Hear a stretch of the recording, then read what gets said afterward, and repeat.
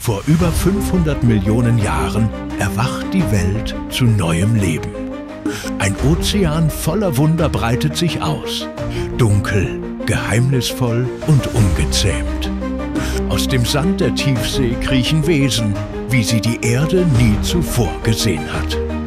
Kreaturen mit Stacheln, Schalen und Augen, die in alle Richtungen blicken. Es ist eine Zeit des Experimentierens. Natur spielt mit Formen, Farben und Bewegung. Der Trilobit gleitet über den Meeresboden. Der Anomalocaris jagt mit blitzschnellen Armen. Die Evolution explodiert. In nur wenigen Millionen Jahren entsteht eine Welt voller Vielfalt.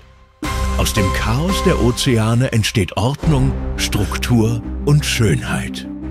Dies ist der Beginn des Lebens, wie wir es kennen. Das Kambrium, die erste große Bühne der Evolution.